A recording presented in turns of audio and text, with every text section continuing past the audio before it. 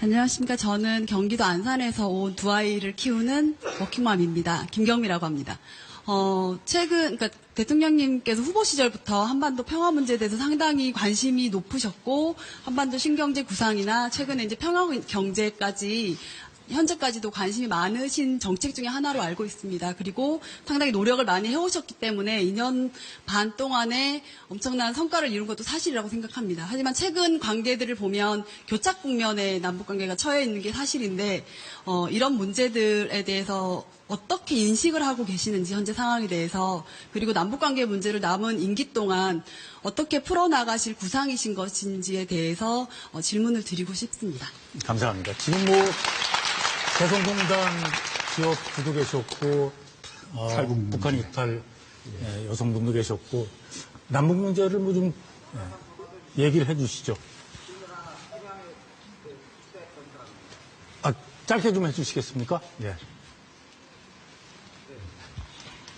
치킨집을 운영하고 있는 최완호입니다. 저는 평양 개선문 앞에다가 100평짜리 치킨집을 만들어 놓고 정부에서 막아서 망했습니다.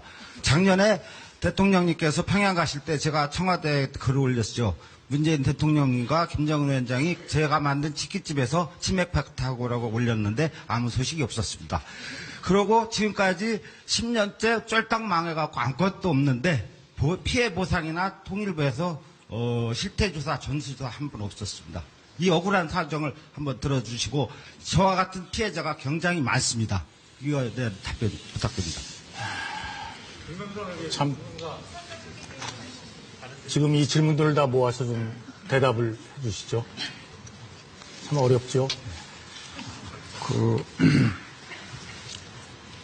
이 남북 관계는 제가 굉장히 보람을 많이 느끼고 있는 분야입니다.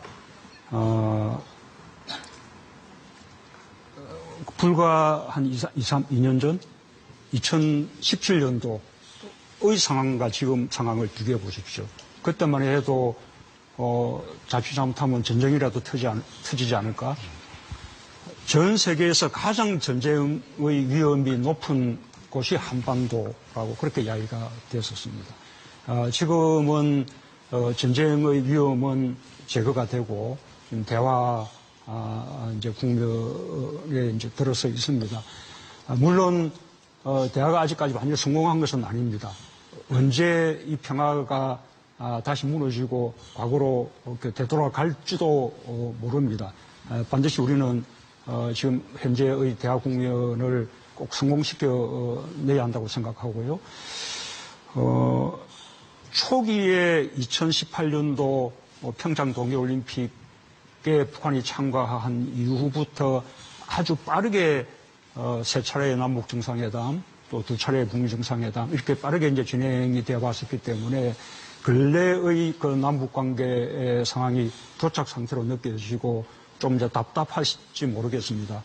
그러나 좀 크게 보면 70년간의 어떤 대결과 적대를 이렇게 평화로, 그것도 대화와 외교를 통해서 평화로 바꿔내는 일이기 때문에 시간이 많이 걸릴 수밖에 없고 또 많은 우여곡절을 겪을 수밖에 없다는 그 점을 조금 이해를 해 주시기 바라고, 또 한편으로는 우리가 남북만 있다면, 남북 관계만 생각한다면 우리는 훨씬 더 속도를 낼 수 있습니다. 막 뛰어갈 수도 있다고 생각합니다.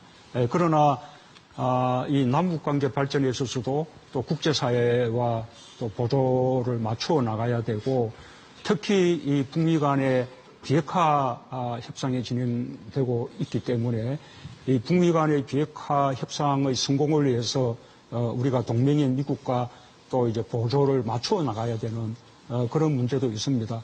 그런 면에서 여러 가지 이제 근래의 속도가 나지 않고 있는 부분에 대해서 좀 안타까우실 것으로 생각하는데, 저는 북미 간에 양쪽이 모두 공언했던 바대로 연내에 실무 협상을 거쳐서 정상회담을 하려는 그런 시도와 노력들이 지금 행해지고 있다고 그렇게 저는 생각을 합니다. 그리고 제3차 북미 정상회담이 열린다면 반드시 성과가 있을 것이라고 보고, 그러면 남북 관계도 훨씬 더 여지가 생겨날 겁니다. 우리 개성공단 기업인들도 많은 이제 피해를 입었고 또 금강산 관광을 위해서 금강산 쪽에 진출했던 기업들은 말할 것도 없고 우리 강원도 고성 지역에 금강산 관광 이제 하는 분들을 통해서 했던 서비스 산업들 다 이제 피해를 많이 입었는데 이런 부분들이 이 지금 준비의 기간만 우리가 잘 넘긴다면 그 뒤에는 빠르게 이게 복구가 될 수 있을 것이라고 믿습니다. 남북 간의 철도와 도로를 이렇게 연결시키는 부분도 지금 마침 착수식은 이미 했습니다. 그리고 또 언제든지 시행할 수 있게끔 말하자면 조사, 연구 이런 것까지 다 맞춰둔 상태입니다.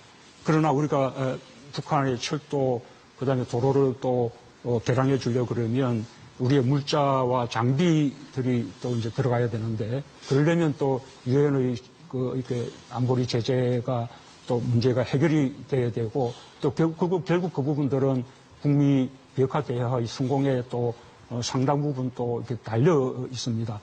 그런 노력들을 남북 간에도 또 북미 간에도 이렇게 계속해서 지금 협의해 나가면서 눈에 보이지는 않지만 그래도 많은 이제 준비를 해 나가고 있다는 말씀을 드리고 아까 우리 이제 탈북민들에 대해서는 우리가 지원법이 있습니다. 그러나 그것이 이제 초기 정착 단계의 이제 지원에 머물고 그 단계가 이제 지나고 나면 이제 지속적인 지원들이 없기 때문에 아무래도 이렇게 남쪽에서 교육받으면서 살아온 분들에 비해서는 제대로 이제 적응하지 못하고 뭐 복지의 대상으로 이렇게 전락을 해버린다든지 지난번에 탈북민 모녀 예 그런 이제 아주 아픈 사건도 생겼습니다만 예. 여러 가지 이제 지원이 필요하다고 생각합니다. 탈북민들은 다문화도 아닙니다.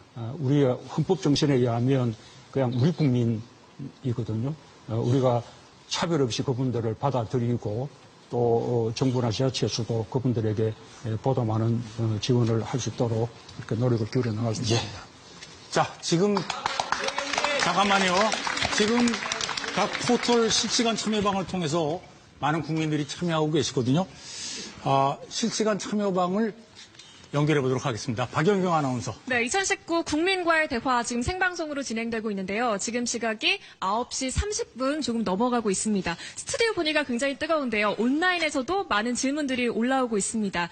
그중에서도 저희가 스튜디오에서 이야기하지 않았던 부분들, 하지만 조금 더 심도 있는 이야기를 나눴으면 좋겠는 질문들 무작위로 5개를 선정해 보도록 하겠습니다. 어떤 질문들이 있을까요?